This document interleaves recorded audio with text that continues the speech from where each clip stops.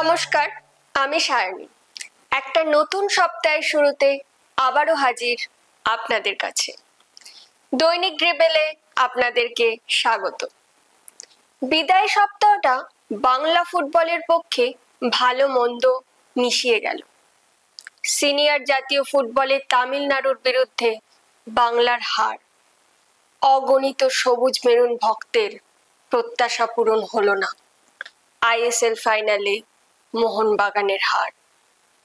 সপ্তাহের শেষ অবশ্য ভালো খবর দিয়ে বাংলার মেয়েরা আবার জয়ের সরণিতে ফিরেছে। এইসব খবর নিয়ে শুরু করছি আজকের দৈনিক ড্রিবেল।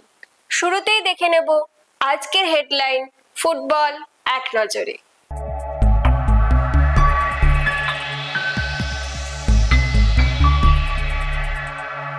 দিল্লির বিরুদ্ধে জিতে লড়াইয়ে ফিরল বাংলা। কোচের ভাবনায় রেলের ম্যাচ। রেলের বিরুদ্ধে জিততে মরিয়া সঙ্গীতা সুনিতারা। মাঠেই বাংলার মেয়েদের প্রেরণা সচিবের। শুক্লা সুজাতাদের ভাবনায় বাংলার মহিলা ফুটবল। জাতীয় মহিলা ফুটবলে অন্য ম্যাচ। মোহনবাগানের হারে ব্যাখ্যা পাচ্ছেন না প্রাক্তন মোহনবাগান। এবার চলে আসি বিস্তারিত খবরে। তামিলনাড়ুর বিরুদ্ধে বাংলার হারের পর মুষড়ে পড়েছিলেন বাংলার মেয়েরা। সম্মানের লড়াই হয়ে দাঁড়িয়েছিল দিল্লির ম্যাচটা। সেই ম্যাচ সম্মানের সঙ্গে জিতলেন সঙ্গীতারা। সেই সঙ্গে শুরু হয়ে গেল রেলকে বেলাইন করার অঙ্ক কষা। Sangeeta, shot comes in to the left, there goes. Chance again and it's a goal! Mowgli goes to the right, who will get it? Have to wait. It comes in, chance! Shot comes in and that's goal! Delhi ম্যাচে জয় আত্মবিশ্বাস বাড়িয়েছে বাংলার মেয়েদের। Coach Dipankar বিশ্বাসের লক্ষ্য এখন বুধবারের রেলের ম্যাচ। ওই ম্যাচ জিতে শেষ চারে জায়গাটা নিশ্চিত করতে চান তিনি। কি বলছেন দীপঙ্কর বিশ্বাস, আসুন জেনে নিন।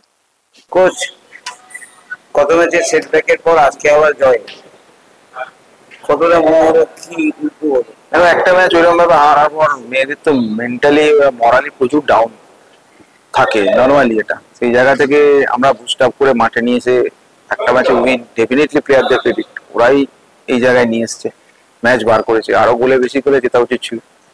যাই হোক, আবার জেতার জায়গায় ফিরে এসেছি, এটাই আমাদের বড় ব্যাপার। সামনে একটা মাস্ট উইন ম্যাচ, সেই ম্যাচের আগে ওয়ার্কআউটটা ডেফিনেটলি আমরা কথা বলে ম্যাচ দেখেছি, নিজে রেলের ম্যাচ তামিলনাড়ু দেখেছি। কথা তো বলবে, প্রতি ম্যাচের আগে আমাদের একটা ট্যাকটিক্যাল ক্লাস হয়, আমরা করি, প্লেয়াররাও ওটা খুব এনজয় করে। তো ডেফিনেটলি আমরা কিছু দেখেছি, সেগুলো ওদের নিয়ে আলোচনা হবে। আর ম্যাচ তো মাস্ট উইন, সবাই জানে যা সিচুয়েশন আছে ম্যাচ জিততেই আশাবাদী। এটা আশা তো 100 ভাগ রাখতেই হবে, আশা না থাকলে তো তুমি ছেড়ে দিতে হবে খেলা। আশা তো আছেই, আশা মানে কি বাংলা খেলছে, বাংলা আবার এসব নিয়ে ভাবে না, জিততে তো বটে। এইসব ম্যাচে না জিততে পারলে আর কোন ম্যাচ জিতবে? এইসব ম্যাচই তো খেলবে, 90 মিনিটের ম্যাচ একটা খেলবে, লোকে বলবে হ্যাঁ একটা ম্যাচ খেলবে, তবে না তারা লাইমলাইটে আসবে। লাইমলাইটে আসতে গেলে দেখো এইগুলোই ম্যাচ, এই ম্যাচগুলোকে ক্যাচ করতে হয়। যে প্লেয়ার এটা তাড়াতাড়ি বুঝবে আর তত উপর দিকে যাও। আমরাও যখন খেলেছি, আমরাও এইসব সিচুয়েশনে বার করেছি, তো পরের ধাপে গেছি, যে আটকে গেছে সে পিছিয়ে গেছে।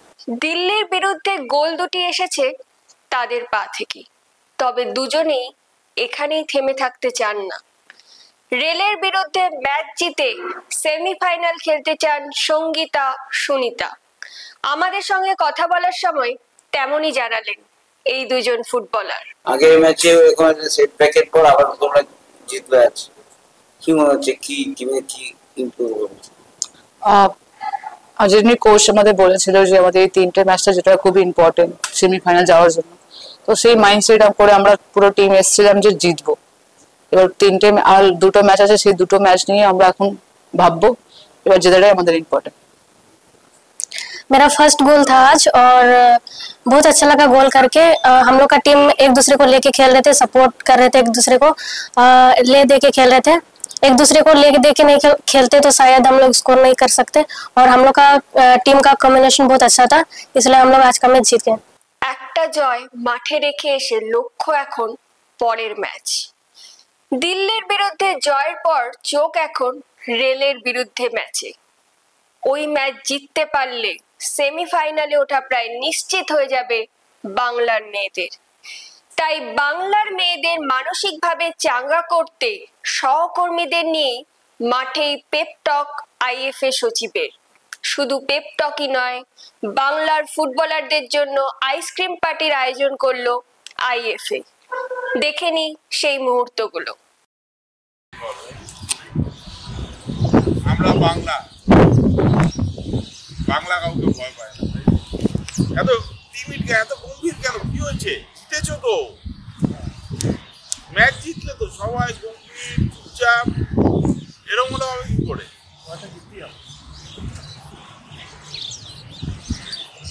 সবাই মাথা নিচু করে কি হয়েছে? ঠিক আছে, হবে। আর তো একটা ম্যাচ, রেস্ট নাও, সবাই ভালো রিল্যাক্স করো, টেনশনের কিচ্ছু নেই। আমরা সবাই তোমাদের সাথে আছি। আমি জানি রেল ম্যাচ আমরা মারবই, তাই এটা নিয়ে কোনো টেনশন নেই। আমার মনে হয় না কারোর 1%ও তোমাদের প্রতি সন্দেহ আছে যে তোমরা পারবে না। আমরা সবাই বিশ্বাস করি তোমরা পারবে। যে ফুটবলটা তোমরা খেলছো সেটা সত্যিই খুব ভালো ফুটবল খেলছো, এবং আমি শিওর যে রেলকে আমরা মারবো। কারণ 1, রেলের স্টপার চোর, 2, রেলের গোলকিপার নেই। শুধু মাঠে তোমাদের এনার্জি লেভেলটা ঠিক থাকতে হবে, আর ঘাবড়ালে হবে না, ভয় পেলে হবে না। আমি জানি তোমরা প্রত্যেকেই কোন লেভেলে ফুটবল খেলেছো, কোথায় খেলছো। কন্যাশ্রীতে তোমরা সবাই এত ভালো পারফর্ম করেছো, তোমাদের মধ্যে থেকে ইন্ডিয়া টিমে খেলেছো। আমি শিওর যে রেল আমরা উড়িয়ে নিয়ে চলে যাব।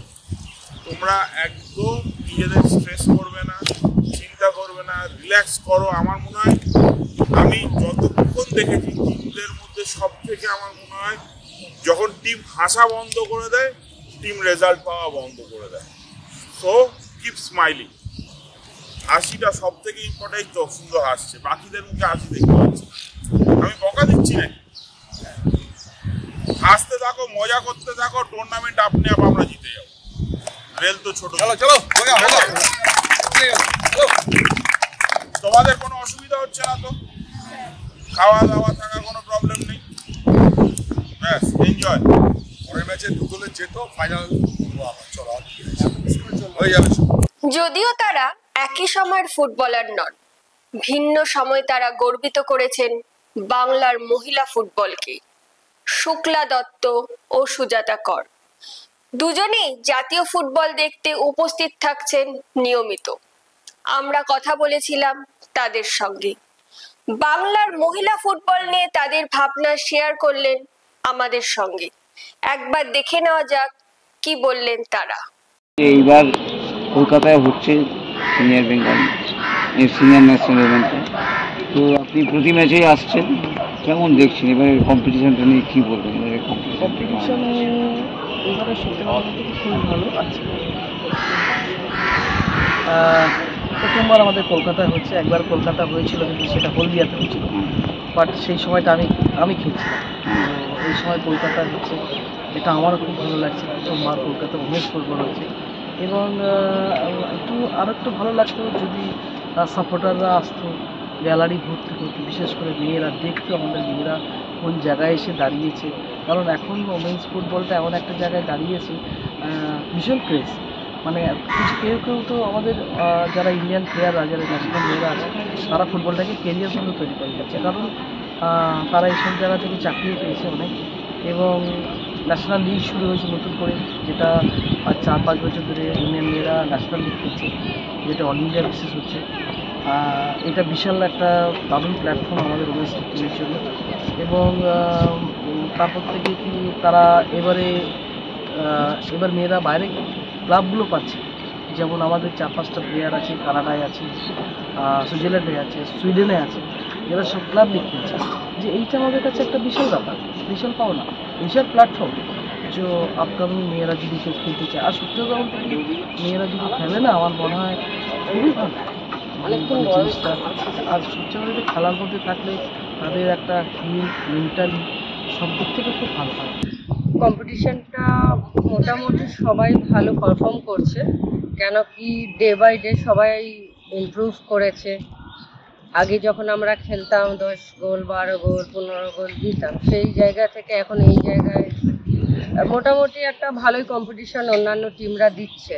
তো খুবই ভালো লাগছে যে মেয়েরা এত ডেভেলপ করেছে, এটা আমাদের ইন্ডিয়া টিমের জন্য খুব ভালো কাজ। এই বাংলা টিমকে কেমন বাংলা তিনটে ম্যাচ দেখে কি মনে হচ্ছে? বাংলা টিমকে নিয়ে আমি আশাবাদী ছিলাম, এখনো আছি। কিছু জায়গায় আছে যেগুলো খামে আমার লেগেছে, কোচের হয়তো তার পয়েন্ট অফ ভিউ আলাদা থাকবে, তো সেই জায়গায় যেরকমভাবে নিয়ে যদি ফাইনালে তুলতে পারে খুব ভালো লাগবে। সিনিয়র জাতীয় মহিলা ফুটবলে এদিন ছিল একাধিক ম্যাচ। কি হলো সেই ম্যাচগুলোতে, চলুন দেখে নেওয়া যাক।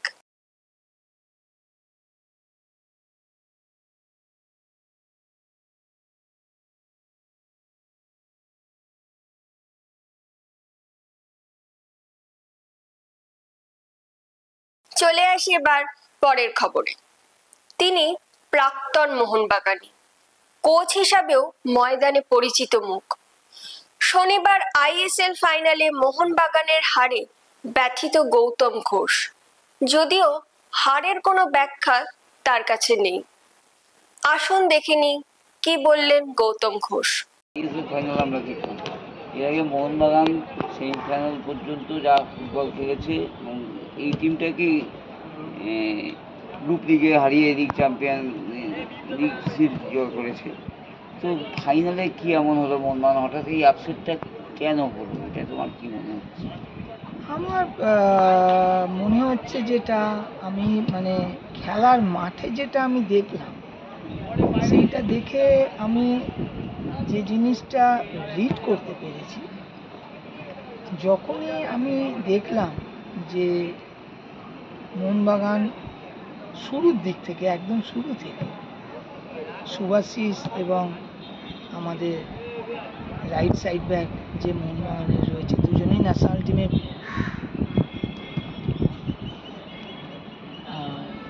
আলী আনোয়ার আলী, গোলকিপার যখন বল দিচ্ছে স্টপারকে, স্টপার যখন বল আনোয়ার বা সুভাশিসকে দিচ্ছে, তখন একটা জিনিস আমি লক্ষ্য করলাম শুরু থেকে, যে তারা বলটা লং খেলছে। লং খেলে অপোনেন্ট মিডফিল্ড বা অপোনেন্ট ডিফেন্স সেটাকে বল উইন করছে। আমি প্রথমে হয়তো ভাবলাম যে ওকে, এটা প্রথম দিকে স্টার্টিং, মেবি এইভাবে ইনস্ট্রাকশন।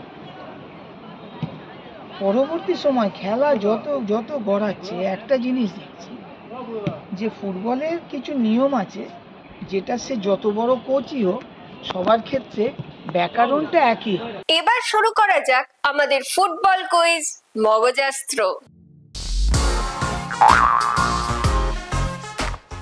শুরুতেই দেখে নেওয়া যাক গতকালের প্রশ্নের সঠিক উত্তর। আমাদের গতকালের প্রশ্নের সঠিক উত্তর হলো মোহনবাগান ক্লাব 1939 সালে প্রথমবার কলকাতা ফুটবল লিগ চ্যাম্পিয়ন হয়েছিল। এই প্রশ্নের সঠিক উত্তর দিয়েছেন ইউটিউবে পঞ্চানন দত্ত এবং হিমান মুখার্জি। এবার চলে আসি আজকের প্রশ্নে। আমাদের আজকের প্রশ্ন হলো, দাঁড়ান, আমাদের আজকের প্রশ্ন কিন্তু দুভাগে ভাগ করা, তাই একটু মন দিয়ে শুনে নিন। আজকের প্রশ্ন হলো, কোন ভারতীয় ক্লাব প্রথম পরপর 5 বছর কলকাতা ফুটবল লিগে চ্যাম্পিয়ন হয়েছিল এবং কত সাল থেকে কত সাল পর্যন্ত? একটু ভেবে দেখুন তো। যদি উত্তরটা পেয়ে যান লিখে ফেলুন কমেন্টের মাধ্যমে, আর না হলে আমরা তো আসছি আগামী পর্বে। আমাদের এই ভিডিওটি ভালো লাগলে অনেক অনেক শেয়ার করুন, আমাদের এই ফেসবুক পেজটিকে ফলো করে দিন। বাংলা ফুটবলের আরো খবর পেতে আমাদের ইউটিউব চ্যানেলটিকে সাবস্ক্রাইব করে বেল আইকনটি প্রেস করে দিন। আজ তাহলে এখানেই শেষ করছি, আগামীকাল আবার দেখা হবে। শুভরাত্রি।